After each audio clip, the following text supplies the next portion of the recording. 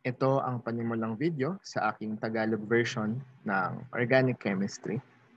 Sa mga hindi pa nakapanood ng English version ko, take note na meron at kompleto na siya, hanapin nyo na lang sa channel ko.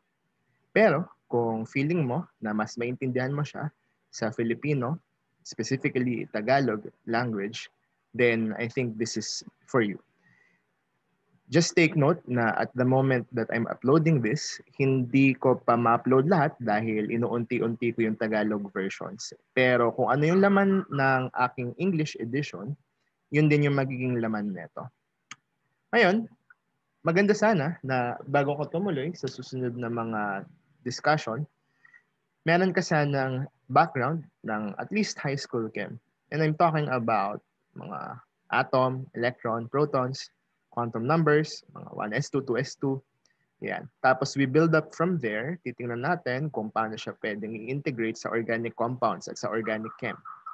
An idea of what OrgChem covers is a bonus, pero kung kunwari, tumuntong ka dito at wala kang kaalam-alam, ano ba yung subject na to, malalaman mo rin naman kung para saan siya pag tuloy-tuloy ka lang nanood. At spatial awareness ay bonus. Ito yung capacity na kaya mong imagine yung isang bagay na 3D, tapos ma-imagine mo siya sa utak mo na gumagalaw.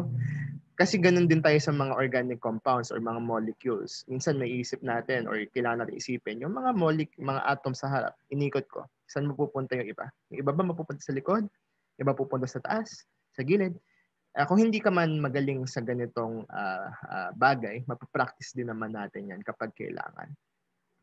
Ngayon, mga additional pang mga kailangan nating malaman bago kayo tumuntong sa susunod na mga diskusyon, yung mga cover lang dito sa playlist ko, okay, pareho rin sa English edition, ay undergrad level OrgChem 1. Ito yung para sa mga course dyan or program dyan na may OrgChem 2 or 3 pa kayo.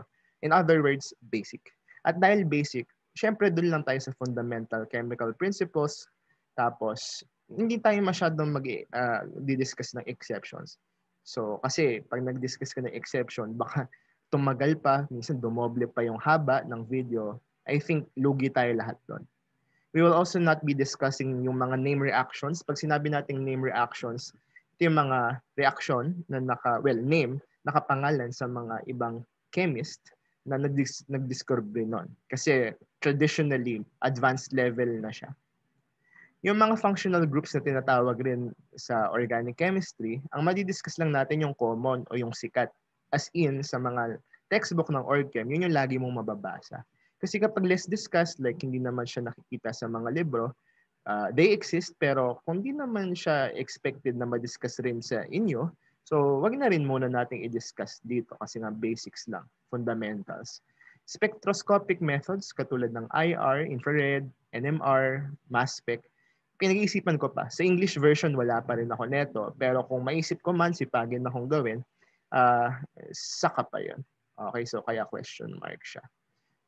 Yan lang ang aking intro. So kung handa na talaga kayo sa susunod na mga topic, then I think you can already click the next. Considering na ma-upload ka na yung susunod, syempre.